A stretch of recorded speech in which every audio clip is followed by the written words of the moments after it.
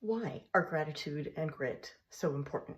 Well, first of all, everybody experiences adversity. It's not dealt necessarily equally across the world, but we all deal with it. It's universal. It's part of the human condition. And we need tools to be able to get our way through that. The first thing is that gratitude reframes our reality so that we can see what's possible and we can see opportunities. And second, grit gives us the wherewithal to get through it. When things are tough, it is really hard to keep going, and grit is the getting through it even when you don't feel like it. And then when you put them together, gratitude and grit, then that helps us see what's possible and have the strength to get through it. And I'm a big proponent of even just a little tiny bit of gratitude and a little tiny bit of grit is enough. It doesn't need to be massive or heroic. I think it's just enough to help us refocus and say, you know what, I can get through this. It's a mental mind shift that makes a big difference in not only how we see the world and how we experience it, but it has a physiological impact on our brains, on our bodies. It changes what hormones are being released and helps us reduce stress. And that allows us to access our gratitude and our grit, and that allows us to get through it. Lessons from my own experience when I was dealing with and facing death with life-threatening cancer during the pandemic. There were times when I felt like giving up, which I'd never felt like before. And that was the moment when I realized a little tiny bit of gratitude and a little tiny bit of grit was just enough to see me through this massive storm. And if you like this content, please follow, like, and share, subscribe. It means a lot to me. Gratitude focused my attention on what was good. And sometimes we need to start with a little tiny small thing. I am grateful I have the best doctors, access to great healthcare to help me fight this. I'm grateful that this disease was in my body and not in one of my children's.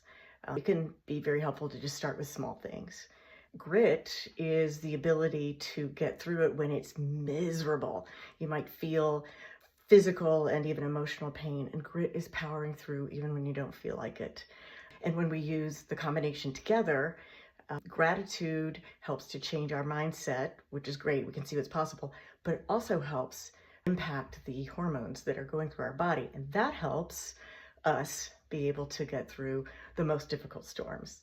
And that was my experience that brought me the aha, the epiphany, that I could get through anything with gratitude and with grit. I wrote a book about it, Gratitude in the Storm, When Not Dying is Enough to Keep Fighting. It's on Amazon, Kindle, and paperback. Vowed that if I made it through this chapter, that I would share what I learned with others in the hopes that I can instill hope and inspiration to others going through really difficult times. But how do you develop a gratitude practice? Because it's really important to practice it. You've heard it before, and I will underscore this. Start with a gratitude journal. Anything helps, anything works. You can use a composition notebook, it doesn't matter. Just write down anything that you can think of that is positive. I am glad that the sun is shining today. I am glad that I have two eyes that see. I am glad that I have two ears that can hear. When we start looking around at what we feel grateful for, it's almost like a magic trick, how it can make the difference between feeling glum, feeling down, and not seeing what's good in life, and feeling hope and optimism, which we all can use. Gratitude helps you reframe, and that changes your experience. It's amazing. Instead of why is this happening to me, we can ask, what can I learn from this? That's a really good way to approach it. I highly recommend that as you're journaling, and if negative thoughts and the awareness that things are difficult or you're facing adversity that feels overwhelming, if that's occurring to you, what's nice is that gratitude can help shift that, the perspective. It's sort of like stepping out of the frame of a camera. You see something different now, don't you? You see a painting and a stack of things on the desk. And that's what gratitude allows us to do. It allows us to see things differently, and that impacts how we feel. Huge difference. The next thing is developing a no-quit approach. And I want to emphasize here that no quit doesn't mean heroic, and you don't have to feel brave, you don't have to feel strong, you don't have to feel courage. No quit just means, I don't care how ugly it gets, I am not quitting. I think of this sometimes as white knuckling my way through things. But it helps to bring the expectation down from, I'm going to be the best at this, I'm going to be the most heroic and amazing person at getting through this chapter of adversity, to reframe that and bring it down to, I'm just not going to quit.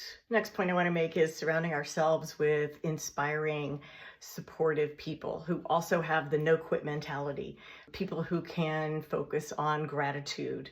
And nobody's going to do it perfectly. There are times when we're going to wander off the reservation of gratitude and we have to stop ourselves and remind ourselves to come back. This is really important, to just surround yourself with people who are like-minded and supportive of having a focus on gratitude and cultivating more gratitude along with more grit. This is really key. Surround yourself with the best people. This final point is one that a lot of people don't talk about, and that is that it's really essential for us to advocate for ourselves, for our mental health, our physical health, for what's best for us overall, for our relationships. And we really get to do this. We have the right to do this, and there's ways to do it respectfully. Advocating for ourselves with regard to health can look like, the example I give is my own. When I was diagnosed with bladder cancer, it was at first a single diagnosis, one kind of cancer in the bladder. The treatment was a protocol of BCG therapy. And when I got a second opinion at MD Anderson, the pathologist, the oncologist there said, well, we're not going to do that, because not only do you have that kind of cancer, you also have a big, bad, really rare version of bladder cancer called plasmacytoid. Who knew you could have two kinds of cancer in one organ? I don't know what the limit is, but apparently it's not one. In that case, by advocating for myself, insisting on a second opinion, even though I actually felt guilty about saying, well, I'm going to get a second opinion from another oncologist to my doctor, I actually felt a little badly about that, pushed through the discomfort, and I made myself take care of me.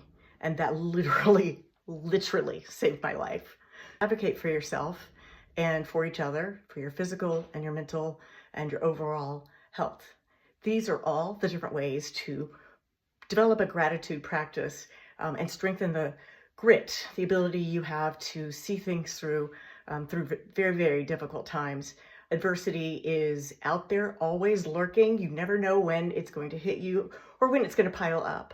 It is very helpful to know that you have the tools to get through any kind of storm, any kind of adversity. Gratitude and grit are my go-tos for getting through any level of adversity, and I hope this helps you as well.